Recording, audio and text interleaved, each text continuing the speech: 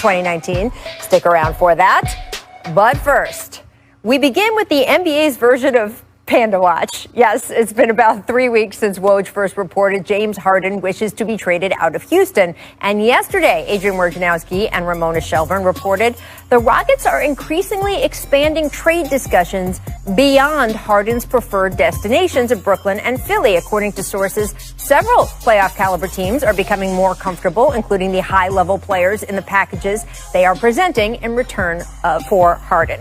Now, by the way, Harden had a great showing last night's preseason game. 20 points, 9 assists, 7 rebounds, 27 minutes of action. Richard, nobody doesn't think James Harden can't play, right? How quickly do you expect them to move him, or how much longer would you say he's going to be a Rocket, if I phrase it that way? Well, I think it's a good sign that they're opening it up. Like, I think when you limit yourself to 2 or 3 teams and you don't like it, and it's like, look, James Harden has, I believe, 2 more years left on his contract. So you're not even just getting him for one. Right. Like, you have an opportunity, and we saw it with Kawhi Leonard. You saw it with Paul George. You see these guys have the opportunity to really kind of convince you that this is a great place to stay. But it's not just like Milwaukee or Brooklyn Nets or Philly. It's like there's other teams that I think they might have an opportunity to convince them. And I think 2 years is better than 1 year to convince a player. When you talk about trying to add James Harden, you have to think about a few things. You know, now that you're opening it up to not only contenders, but how does he fit? How does he fit into our culture?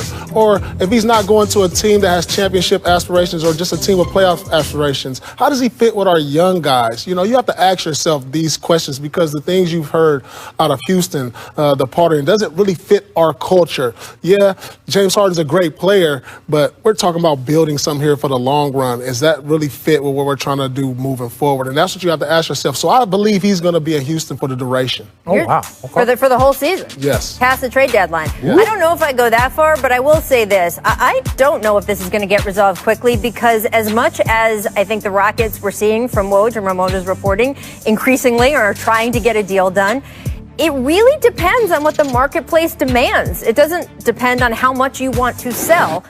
And look, if he doesn't want to go to another team, who's to say that he won't act on that other team exactly how he's been acting in Houston? Exactly. That has made them feel like, oh man, maybe we do have to deal them. That's what I'm Remember, talking about. Tim McMahon's reporting at the beginning of all this was that the Rockets were, quote, willing to get uncomfortable. Well, James Harden has certainly made them uncomfortable. And all of a sudden, it sounds like they are making more phone calls. Well, if I'm on the other end of one of those phone calls, I want to know that James isn't going to be like that to such a degree that you, Houston, feel like you need to trade him. I'm trying to tell you. I agree. Old dog, new tricks. I agree, but if we learned anything from the Kawhi situation, but Kawhi never did the thing. Kawhi was not in I'm going to rephrase. Well, okay. He was not in 2 cities that may contain nighttime establishments. Okay, I don't know where James was. He was not in two different cities when he was supposed to be in training. But there was rumors that Kawhi, not that he quit, but that he wanted out of San Antonio and that his injury and how they handled. There was all this stuff. And so San Antonio was historically famous for taking care of their players and literally extending the careers of Manu and Tony and Tim. So to have Kawhi say it at the time that he did it, you were like, that's not on brand. There's something else here. And Toronto still took that on. And so I'm just saying that people have taken on, I don't want to say controversial, but guys that they weren't sure what they were going to get from or how they were going to handle being in that environment. Listen, Kawhi is a champion. Agreed. He's a Finals MVP. Agreed. And he comes from a San Antonio Spurs culture. But he was trying to leave. So, that's fine. But who doesn't want to deal with a Kawhi? Yeah. You know, he understands the urgency of practice and being on time, doing what's right. He's not a guy you're going to see in the streets. He does his work and he goes home. Like, you can live with that. Yeah, okay. I agree. And so you have to ask yourself these questions. If James Harden comes aboard, can we live with that? There's only like 2 or 3 coaches that I can say can deal with him in the league. Doc, Popovich, and I'll think about the third. Here's the other complicating factor in all of this. The Rockets are looking at what other teams have gotten in trade for guys that they think aren't, frankly, as good as James Harden. What Milwaukee just gave up for Drew Holiday, for example. So I've heard that. Well, Milwaukee just got 3 picks and blah, blah, blah, blah. What Paul George took on the trade market, that kind of thing. But here's the difference. The difference is that the Clippers specifically needed Paul George to get Kawhi. That the Bucks specifically needed Drew Holiday to help keep Giannis. I don't see a team right now right now at the start of the season that specifically needs James Harden and therefore will overpay or pay at least to that level, even though it's a lesser player that has commanded that level before. Now, what might change is when we get to the trade deadline, because both of these conferences are pretty stacked this year, and you have a lot of teams that think that they can make it, and James might be a piece that a team that maybe loses its own superstar due to injury or something else happens where they suddenly are as desperate as the Clippers were or the Bucks were. I don't know if anyone's that desperate right now. Can he sign an extension and then be traded? Like, could they extend him? Yeah, they just offered him. I know but I'm saying 2 years, $103 million. No, and by the way, it's not in his interest to sign an extension unless he is really sure of where he wants to go and that they're going to trade him. Yeah. Because then he's just locked into wherever they trade him for longer. 5 years. So the extension scenario is more that he would get traded to a team that he approves and then signs an extension with that team. That would actually increase the value of what you're trading. Yes. But that's where his, quote, preferred destinations comes in. Yeah. Because if you're listening to this reporting that Houston is expanding beyond his, quote, preferred destinations, you're probably then only getting him for those 2 years, at least at the start. And again, yes, the Raptors certainly proved that it was worth the gamble with Kawhi. They only had 1 year with Kawhi, and they made it count. It's a year and a half. Well, that's why I say he's not going anywhere this year. Okay. I can see it. I like this is one of those ones where, look, James has proven that if he's unhappy, he will look unhappy. And make the other people on the team know Yeah. how he feels. Let's talk over about the Clippers. Let's switch gears here. The NBA investigating allegations made against LA Clippers team and consultant Jerry West involving the free agency recruitment of Kawhi Leonard in 2019. Johnny Wilkes, a man who claims to be best friends with Kawhi's uncle Dennis Robertson, Not anymore. filed a lawsuit in LA County Superior Court against West and the Clippers, alleging that the team consultant owes him $2.5 million in an oral agreement made for helping the Clippers sign Kawhi Leonard. The Clippers issued the following statement, quote, "The lawsuit filed by Johnny Wilkes is replete with inaccuracies and the allegations are baseless. The Clippers fully cooperating with the NBA in its investigation, which is standard when these types of allegations are made. They are providing the NBA with evidence that the allegations are false." And Kawhi Leonard himself had this to say after last night's game. How well do you know Johnny Wilkes, and did he play any role in your recruitment to this team, your decision to join this team in 2019? Not at all. That has nothing to do with me. You know, I'm from LA, and you know, I grew up here my whole life, and out here, you know, people try to, you know, find any way to get some money. So it probably won't be the last. I know a lot of people out here. Richard, this is not college recruiting, right? I mean, we don't usually see runners in the NBA, which is basically what this guy is alleging he was. It's weird because you want to say, okay, was this introduction done during the Toronto, when he was in Toronto, before free agency? That would be the only things like, hey, I'm going to connect you, I'm going to do all of these things. But if it wasn't done during that like time period, there's nothing illegal here. This is professional sports. This is why it's done this way. No one cares. First of all, this is an LA guy. Tell him. If you don't got nothing signed from Jerry West, like, look, hey, if I get you Kawhi 2.5, then this doesn't have any legs. It sounds like an AAU deal. Yeah. You know, like if you want my son or my nephew to come play with you, then it costs this money. That goes on the AAU. I know firsthand. Producer Danny literally just said in Richard's IFB, Richard, how much did you get? I got zero. I wasn't that good. See, like Paul was like #1 player coming out as a sophomore and as a junior and he was top 10 everywhere. You know what I got coming? I got a suit jacket. Just because that was the dress uniform with a clip-on tie. Yeah, So that's what I got. Yeah, Arizona, I didn't get anything. Here's what I would say from an outsider's. I obviously was not on the phone with Jerry West or any of these people. I do not know what happened. I will look forward to the results of the investigation.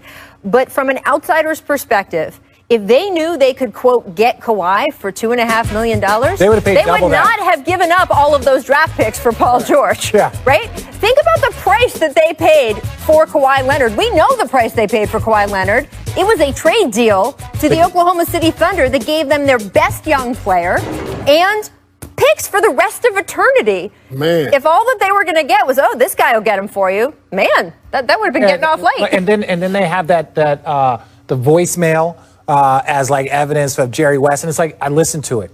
There's nothing there. It's saying, hey, thank you. Like, we appreciate it. And, you know, he might have said a comment about the Lakers, which was true at the time, right? I'm not going to repeat, you know, the show that he was saying that the Lakers were, which was true. But there was nothing in that voicemail. So it's like, here's evidence of like him calling me and saying thank you. That's not evidence of $2.5 million. And so, you know, maybe there's more out there. Let me ask you, so let's just say there's some legs to this and, you know, he's right on what he's saying.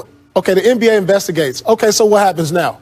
The trade is null and void? No. Like, What they do is they fine you. Remember Joe Smith? You get a huge fine. Remember Joe Smith? Okay. Where he had that kind of under-the-table contract and fire his agent. They could penalize him, take away draft picks, take away all that stuff. So that's the penalty. Now, that was hard for Minnesota because Minnesota with KG and all them, they weren't a free agent destination, so they really had to do it via draft picks.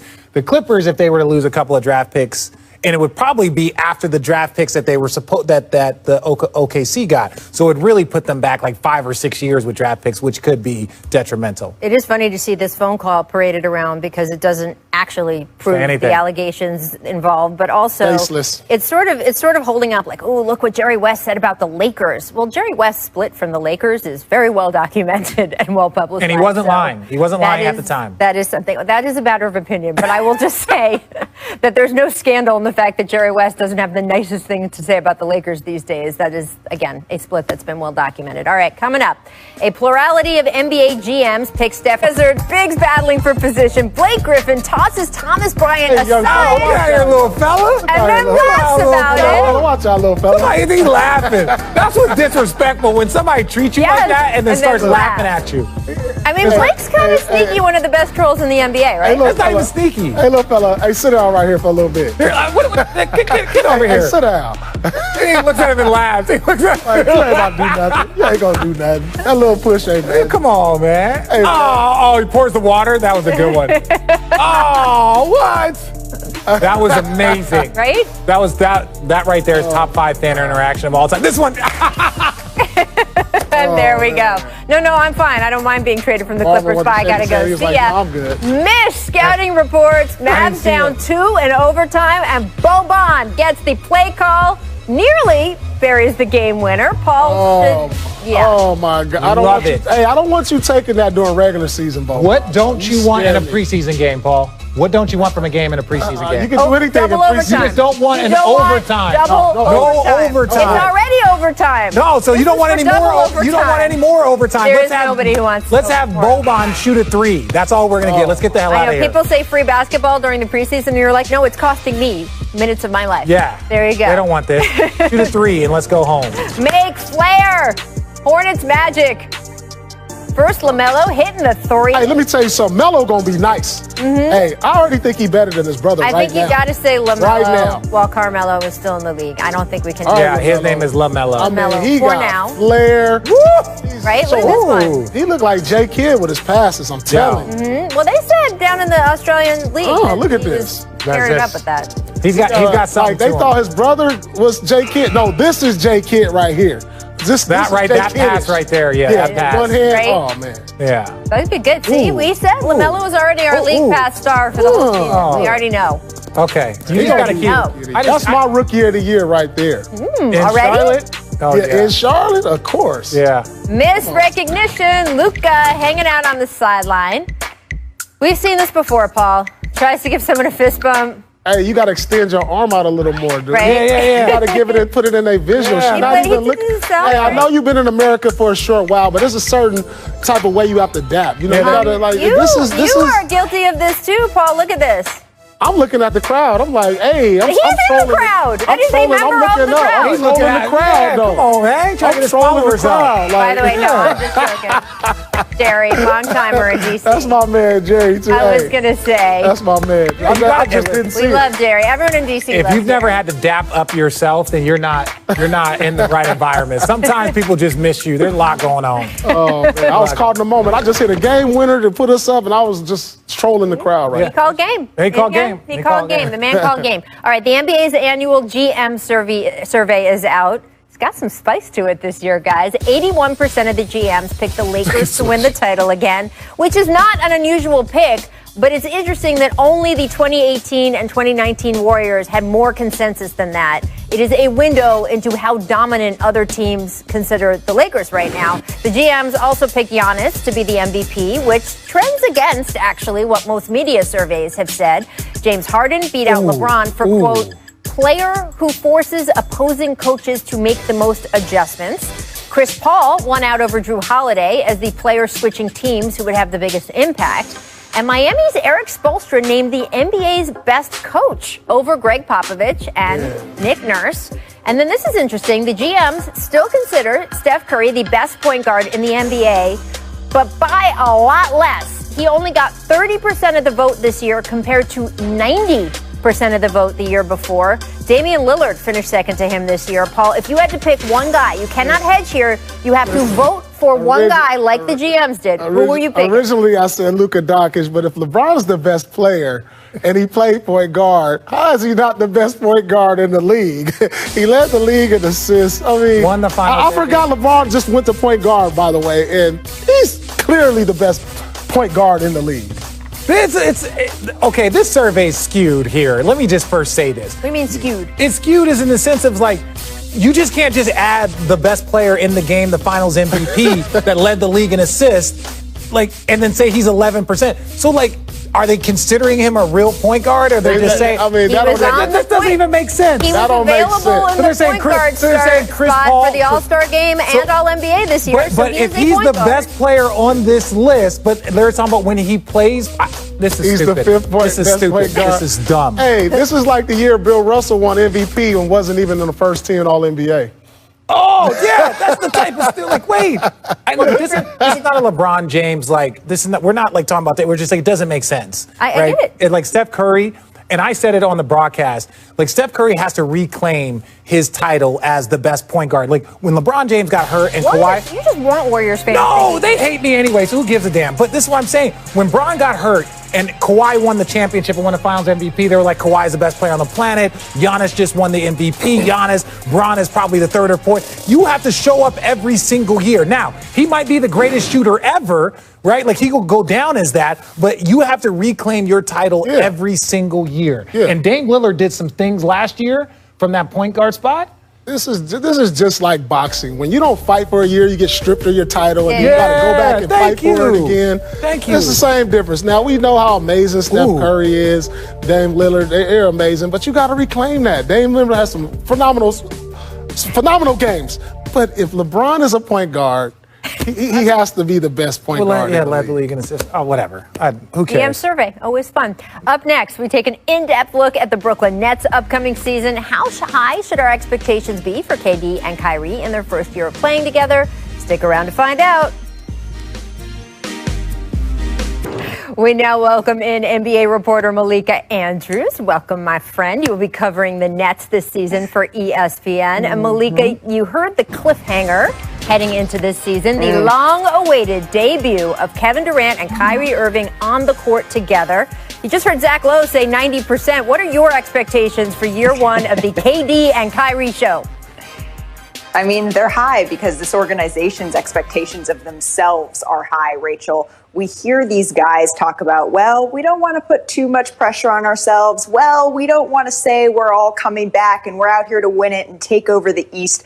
But at the same time, when I talk to folks around that team, they say they know. They know what they're going for. They know that not making an Eastern Conference Finals appearance, as high as those standards may be, that is already what's expected of them, and it's what they're expecting of themselves. So, yeah, I expect that of them. So my thing is, everybody has expectations for this team. I think when you really break it down, if you were to compare it to Clippers, you have all of this new talent coming together, and they have all of the ability. They have a great bench. They have a great staff. I actually love the staff that Steve Kerr has brought in, right? He's brought in other players. Steve Nash. He's brought in other players. He brought in D'Antoni. So he's got a great staff there to help him navigate the first year coaching. But I think this is kind of like the Clippers, where it's like they need to develop their chemistry, and it's not like championship or bust. I think the Clippers put too much pressure on themselves, and I think when they failed, that pressure fell on them too. Right. So I think the Nets are just going to take it easy. I don't think they have to win a championship for this year to be successful. Well, when you add arguably the best player in the league to your roster, it's always going to be championship or bust. Now, if Kevin Durant can play at an MVP level, top 5, top 3, then this team has a chance to get into the finals. These are the expectations that come with a superstar like Kevin Durant. And then you have Kyrie Irving in his own right. He's a superstar who's won a championship. That's always how it's going to be. LeBron goes somewhere, KD goes somewhere. Expectations are championship. Well, speaking of Kyrie, all eyes are going to be on him tonight because it's just preseason, but it's his first game back in Boston. Remember, he didn't play when the Nets visited there last year. So, Malika, is there any bad blood left on the Celtics side after Kyrie's free agency departure a couple seasons ago?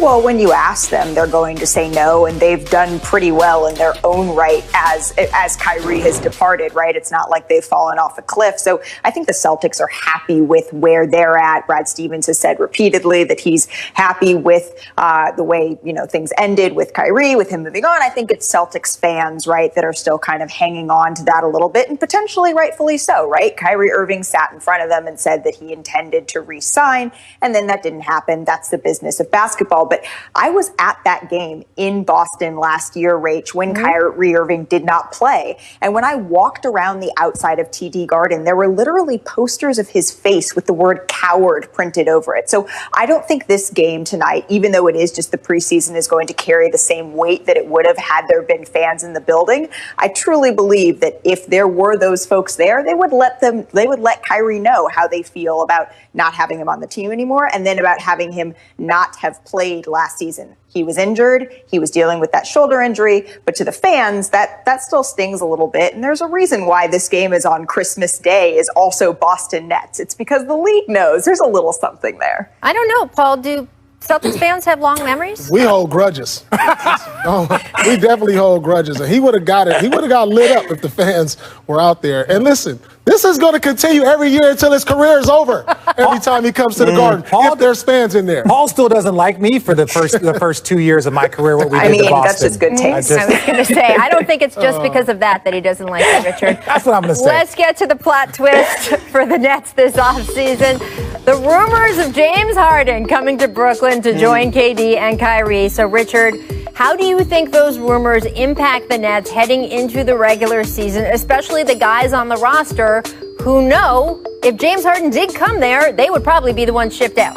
Well, I had a conversation via the Nets with Sean Marks, and Sean Marks was saying, like, hey, I've had open conversations with all of our players. So they know if they need to sit down. And it's like, look, there's certain times where you can tell players that, look, I've had no conversation about this. They understand that James Harden is one of the most popular players and one of the best players in the league. So, like, these guys know. Like, Spencer Dinwiddie, if he's sitting in an office, he's like, yeah, like, if James Harden is going to come here, like, I get it. Like, I understand. But it all is about conversation. And I think the Nets have had a great conversation with their players to let them know, like, hey, right now, this is our team and this is what we're moving forward with. I don't think that there's that much stress because players know about kind of the lifestyle that we've signed up for. Yeah, I agree. And I also think that they think they can win a championship with the roster on hand right now without James Harden. Yeah. Yes, you add a James Harden. It does enhance your chances to win. But look, like I said, KD. You got KD. That's champion. Kyrie. Karis LeVert. I mean, he's one of the most underrated players in my eyes in the league. A guy who can carry an offense. Dinwiddie. They got pieces here. Yeah. Yep. I'm not messing with Landry this because Shamet, think about this. Joe Harris. When you get a veteran like James Harden, you can kind of bump heads. KD and Kyrie, these guys are going to fall in line. They're going to play the role they ask you to play, and they're going to play it to the best of their ability because they respect these guys. And that's what you need in trying to build a championship team. Well, and day in and day out, I do not expect this to be be a distraction for the Nets. We've asked different players from Kyrie to Kevin Durant to Karis LeVert to Spencer Dinwiddie to Jared Allen. The latter three, their names have all been involved in potential packages if that were to come to fruition. And all of them have said, look, James Harden is not in our practice today. He is not distracting us. In fact, maybe look at the Rockets and see what's happening over there. That may be more of a distraction for his teammates right now. And like Richard said, I hate to echo Richard, but Sean Marks does have that open door policy. I know it's really hard for me, but Sean Marks does have that open door policy. And he says that that's how he's working through this with his players. And it does seem like the Nets have, from everyone that I've talked to within that organization, there is no trade for James Harden that is imminent. They had some discussions. They were brief. They did not go very far. And Sean Marks being honest with his players and saying, hey, that's what happened. And now we're moving forward. We like this group. They have to believe what's done is done. And right now, what's being done is not James Harden imminently coming to the Brooklyn Nets. All right, well, let's look at the games that Nets fans should binge watch this season. Brooklyn hosting Golden State on opening night. They face Boston on Christmas, as we were just discussing. And they see the Bucks for the first time on January 18th. Malika, I know you will be covering a bunch of those games, either in person or remotely, depending on how the NBA opens up here over the coming months. But we appreciate your time, and we will come back to you often about the KD and Kyrie show. Coming up on this show, guys, four-time NBA All-Star Shawn Marion joins the jump. Paul and I are going to ask the Matrix about his former teammate turned coach Steve Nash.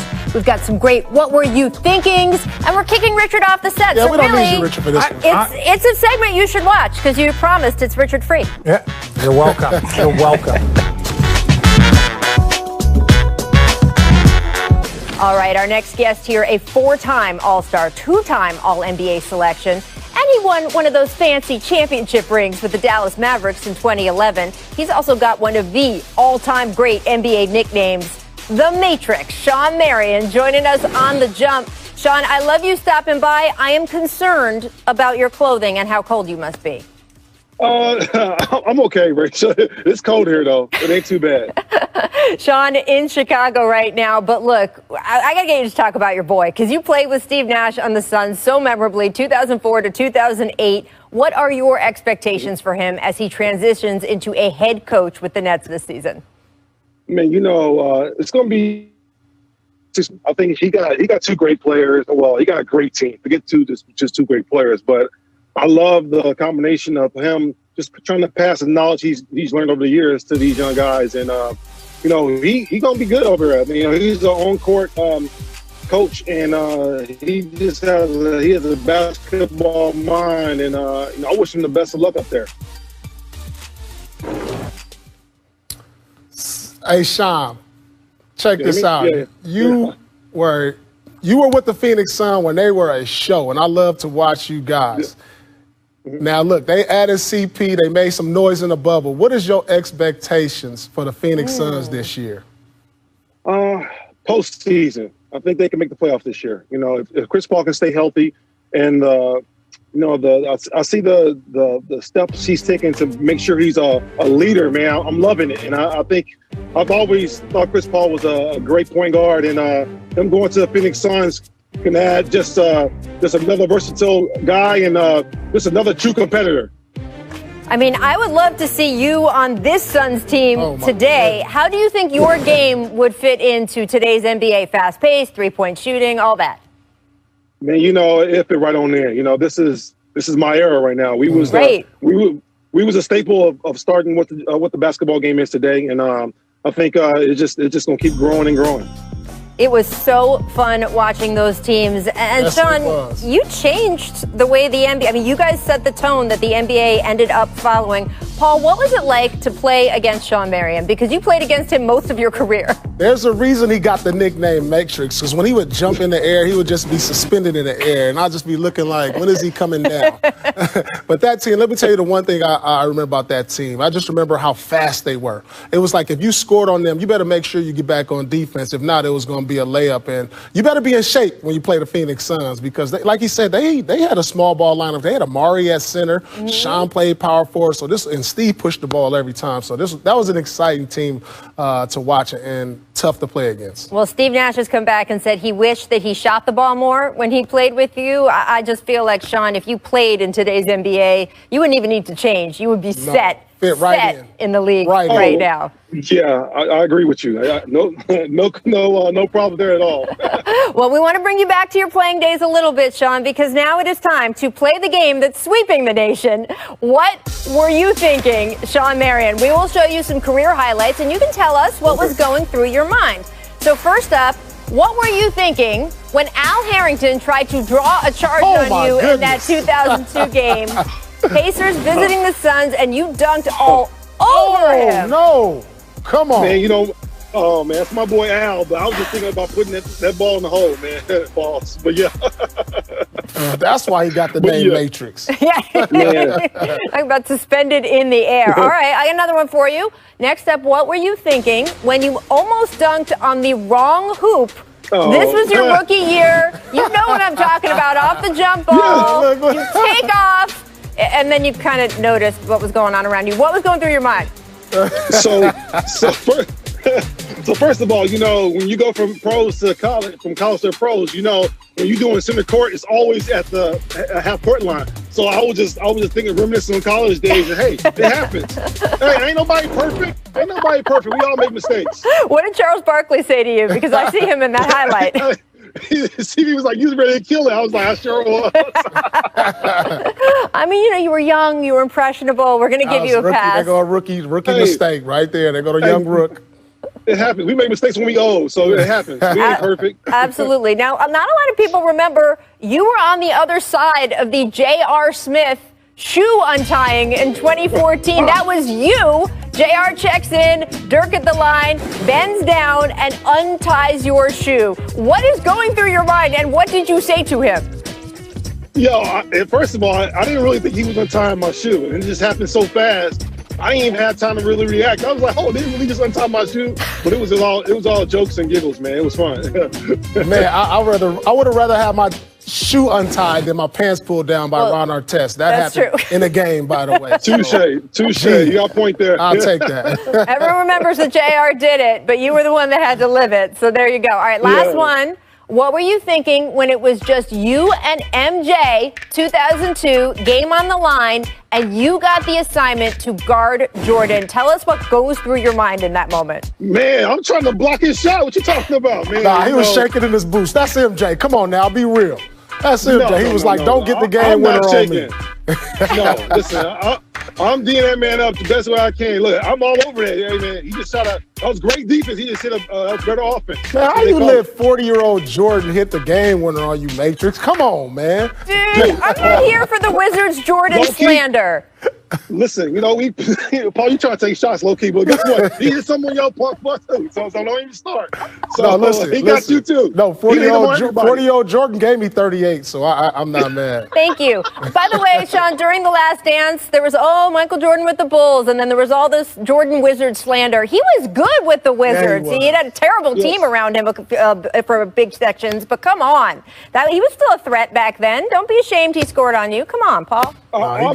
He got me, so I can't complain. I mean, he hit the game winner. He hit the game winner, but he hit the game go ahead basket in the All-Star game, my first All-Star game.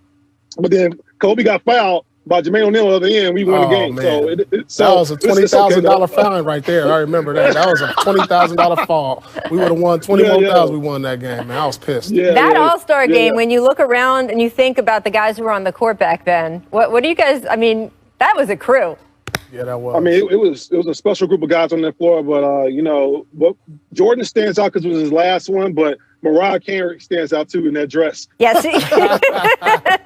No one's arguing with you. Sean Marion, thank you so much for joining us. We love when you stop by.